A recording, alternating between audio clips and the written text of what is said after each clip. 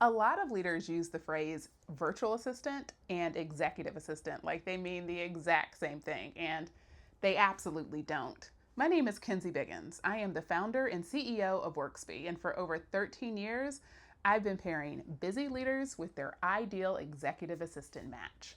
And today, I'm going to help walk you through 4 key differences between a virtual assistant and an executive assistant so you can make the best decision for you.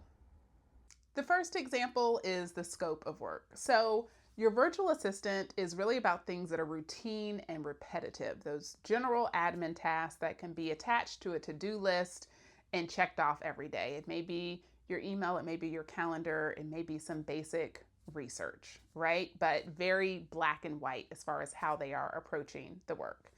An executive assistant, on the other hand, when they're thinking about your scope of work, they're approaching it with a strategic mindset and thinking about a lot of coordination. So yes, they are also looking at your email and your calendar, and they may be researching things, but they're also thinking about how all of those items tie together.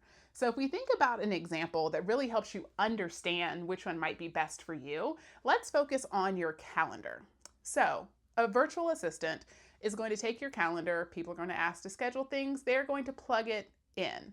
They may not be thinking about other items like travel or like another meeting that might be coming up that might need to take priority on your calendar. It's just their focus is more getting the task done. And their scope of work is really focused around the routine and repetitive of this needs to be scheduled, so it is scheduled. On the other hand, the executive assistant is thinking about the fact that your calendar needs a strategy to it. And they may know that you have investor meetings coming up. They may know that you have a board meeting coming up. They're thinking about providing space for all of these pieces so you have time to get the work done that goes along with any of these meetings. They're also thinking about that last minute switch of things that needs to happen and how to coordinate to make your life run better overall. And not just that, they're also looking at your calendar and saying, what things can I take off of your plate in order to give you more time back day to day? So they're both in your calendar. They're both helping things get scheduled on your calendar, but it is 2 very different approaches for the scope of how they approach the work that needs to be done. The second big difference is having someone who is reactive versus someone who is proactive. So your virtual assistant is often reactive. Once again, they're really focused on the to-do list and the items that need to get done. And they're not always thinking about how one item might impact the next item. By no fault of their own, they just maybe haven't had the experience of encountering those types of issues before. An executive assistant, on the other hand, is very engaged in looking at their to-do list and thinking about how one item may impact another item that maybe you haven't even thought of yet. And it's because they've seen and experienced a lot of things. They have seen the problem before.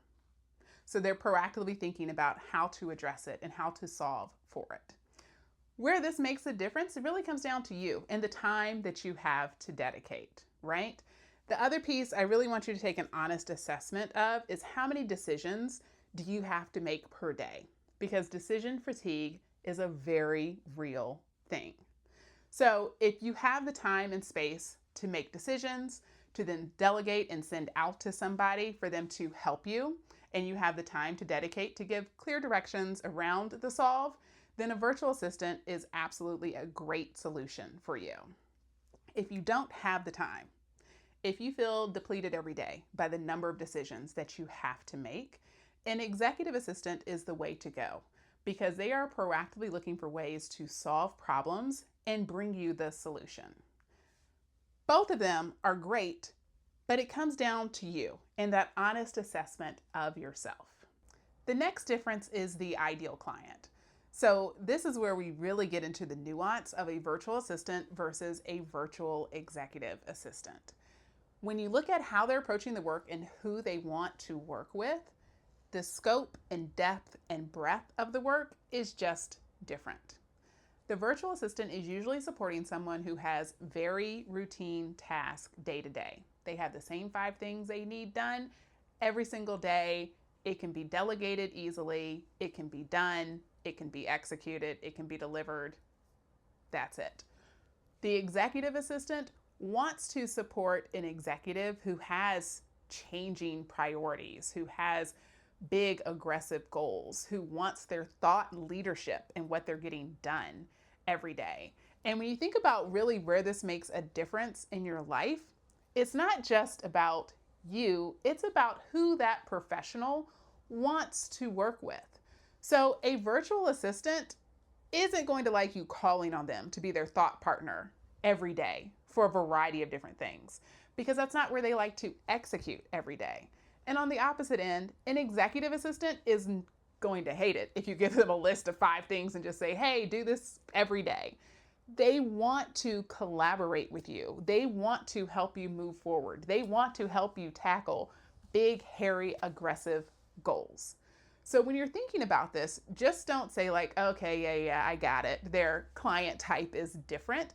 It's about how are you going to engage with that person and how are you going to keep them engaged with you and what you need to get done every day. Lastly, let's talk about feedback. So this is something that's going to require, once again, some deep personal reflection. So a virtual assistant will give you feedback from time to time, but it's not a key part of their role because, once again, they are following established procedures. They are following the checklist that you gave them. They are being reactive to your needs. So it just does not require them to come up with feedback as often. On the other hand, an executive assistant who is being proactive, who's putting together strategy and processes for you, who is interacting with your team and, interacting with maybe your investors and interacting with your board, they are going to see and hear things. They're going to have thoughts around how things are getting done. They, once again, are going to be that thought partner with you. So therefore, they're going to express their feelings. And you really have to reflect and think to yourself, is this something I can handle? A lot of leaders pride themselves on being great at giving feedback, but not every leader is as great at receiving feedback. So this is something where you really need to sit down and establish some rules up front about giving and receiving feedback, not just for you, but for you and your executive assistant. And it's thinking about, can you handle this type of relationship? Do you feel more comfortable with the person who's just going to get it done and not ask as many questions? Or do you want somebody who's really going to challenge you because they are a fellow executive on your team, helping you really rise to the next level? Now that you've heard my 4 key differences between a virtual assistant and an executive assistant, I hope that you understand why we are so passionate about the fact that these roles are very different from each other. But the question is still, which one is best for you? Now's a great time to take a moment and make a list, maybe starting with these 4 items, thinking about some key skills that you need, but also really consider your work style for what's going to create the best relationship long term, and more importantly, help you meet your goals. If you get stuck, access our website. We have lots of great tools and resources there that we are happy to share with you. And we're also more than happy to hop on a consultation with you to help you walk through the different pieces that you've put together. Our goal overall is to help you find the most successful relationship for your needs.